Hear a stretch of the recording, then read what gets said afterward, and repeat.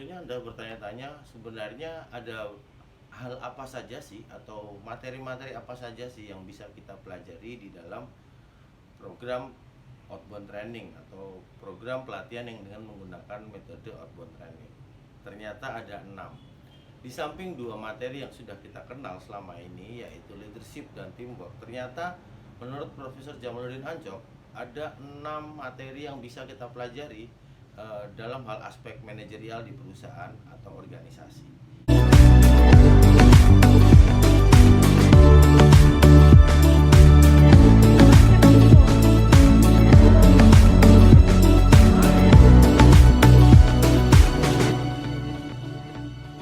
Yang ketiga, tema yang bisa kita gunakan untuk kegiatan pelatihan kita dengan metode outbound training yaitu pengembangan budaya organisasi atau culture development.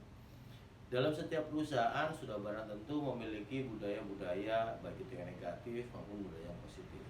Nah, di dalam kegiatan kita nanti di outbound training itu nanti kita akan olah bagaimana kita tunjukkan kepada para peserta, kepada Anda seperti apa budaya kerja perusahaan-perusahaan yang maju. Hal itu seperti yang terungkap di dalam penelitian yang diungkap oleh Peters and Waterman pada tahun 82 tentang seperti apa perusahaan-perusahaan Amerika yang maju. Memang pada satu aspek, pada suatu sisi kita mencoba untuk memberikan standar dari seperti apa budaya kerja. Tapi pada akhirnya budaya kerja perusahaan Anda itu Anda harus bisa sesuaikan sesuai dengan seperti apa kapasitas perusahaan Anda. Apa yang akan kami berikan di dalam kegiatan bermodel culture development ini tidak lain adalah patokan dari sebuah penelitian yang sudah baku dan sudah diakui secara internasional. Jadi pada akhirnya tidak bisa Anda langsung aplikasikan kepada perusahaan Anda sendiri, tapi Anda harus mencoba untuk memberikan sedikit inovasi, mungkin Anda sedikit kreatif, sehingga standar yang kami berikan pada saat pelatihan itu nanti bisa custom untuk perusahaan di tempat Anda bekerja atau Anda pimpin saat ini. Baik, tipe yang keempat yang bisa Anda pelajari dalam kegiatan bermodel outbound training yaitu managing change. Managing change atau mengelola perubahan itu adalah sebuah program di mana kami percaya pada satu narasi yang mengatakan bahwa di dunia ini yang paling kekal adalah perubahan. Banyak kita lihat di dunia bisnis perusahaan-perusahaan yang merasa resisten dengan perubahan atau dia tidak mau menerima perubahan itu tergulung oleh perubahan.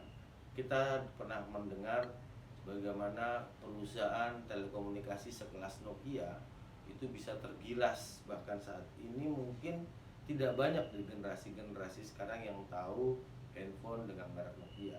Pada dekade tahun 90-an 2000 kita tentunya sangat familiar dengan merek dagang Nokia ini. Semua orang menggunakan handphone Nokia, bahkan hampir di Indonesia rata-rata kita menggunakan handphone dengan merek ini.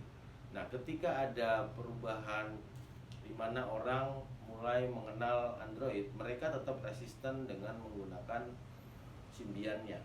Pada akhirnya saat kita sudah terbiasa dengan gadget handphone yang dengan banyak kemudahan, dengan banyak aplikasi dan dimudahkan dengan satu program OS yang kita kenal dengan Android, akhirnya si Nokia ini menyerah. Bahkan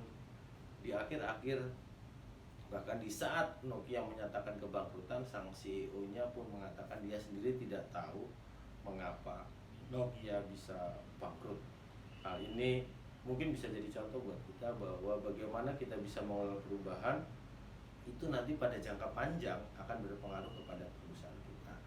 Nah, di dalam pelatihan dengan model seperti managing change ini, kita akan berikan simulasi-simulasi supaya pribadi atau individu atau karyawan kita atau tim kerja kita itu dia bisa mengelola perubahan itu. Artinya dia memberikan inovasi, dia berikan apa yang berupa kontribusi positif, jadi akan menghilangkan hal-hal yang sifatnya negatif a priori dengan perubahan dan sebagainya. Di sini kita bentuk buat Anda, buat perusahaan Anda, supaya pada akhirnya tujuannya adalah setiap orang, setiap individu, setiap karyawan bisa mengelola perubahan. Yang kelima yang bisa kita pelajari di dalam outbound training yaitu strategic planning. Semua perusahaan di awal ketika dia akan menjalankan programnya dan mengevaluasi program yang sudah dilakukan, maka dibutuhkan yang namanya strategic planning. Strategic planning ini adalah bagaimana perusahaan itu menentukan untuk 2 tahun ke depan dia akan mengerjakan apa, untuk 2 tahun ke depan targetnya seperti apa. Nah, di dalam kegiatan outbound training dengan model strategic planning akan kita berikan simulasi-simulasi yang mengarah kepada bagaimana sih menyusun sebuah strategic planning yang benar. Bagaimana sih kita mengevaluasi hasil dari pekerjaan kita di masa lalu itu dengan baik, supaya kita bisa membuat antisipasi, kita bisa membuat terobosan-terobosan baru, inovasi-inovasi baru untuk strategi perusahaan di tahun berikutnya. Seperti itu. Dan yang terakhir yang bisa kita pelajari di dalam kegiatan outbound training adalah personal development atau pengembangan diri. Nah, memang awalnya outbound training saat Burhan itu mencetuskan adalah memang ditujukan untuk pengembangan diri. Nah, pengembangan diri di sini itu lebih arahnya kepada bagaimana kita bisa memahami pribadi kita, bagaimana kita bisa memahami pola belajar, tipe belajar yang kita miliki, apakah kita termasuk kinestetik, apakah kita termasuk auditorial, atau kita termasuk visual. Jadi itu harus kita pahami. Berikutnya, apa saja dan seperti apa sih karakter yang kita miliki, baik yang secara negatif maupun secara positif. Di dalam kegiatan outbound training dengan model personal development ini, Anda akan kita arahkan, akan kita coba bedah, dan di sini mah dibutuhkan kejujuran sih, karena walau bagaimanapun juga program ini tidak akan bisa jalan ketika Anda tidak bisa jujur pada diri Anda sendiri. Maka pada akhirnya ketika Anda bisa mengikuti program dengan benar, dengan dasar integritas yang baik, maka Anda akan tahu seperti apa sih karakter Anda, seperti apakah secara psikologis Anda. Jadi Anda bisa mengantisipasi bagaimana caranya mengurangi kekurangan, bagaimana Anda meningkatkan kekuatan yang ada dalam diri Anda. Jadi pada akhirnya di program ini sedikit banyak Anda akan bisa memahaminya. Ibarat kata Anda akan kita scanning, Anda akan kita lihat seperti apa, Anda sendiri juga akan memahami, Anda juga akan kita beritahu seperti inilah Anda. Baik kawan-kawan, sahabat Kaliwatu, dari ke-6 materi tadi, mana yang sudah pernah Anda lakukan atau mana yang belum pernah Anda lakukan. Jika Anda ingin melaksanakan training Anda di tahun-tahun berikutnya, cobalah untuk menggunakan menggunakan materi selain dari yang sudah Anda kenal tadi, yaitu teamwork dan leadership. Cobalah Anda merasakan betapa simulasi-simulasi yang ada di 4 materi yang lain itu begitu menantang, begitu menarik, begitu menyegarkan, bahkan mungkin memberikan insight-insight positif buat Anda dan perusahaan Anda.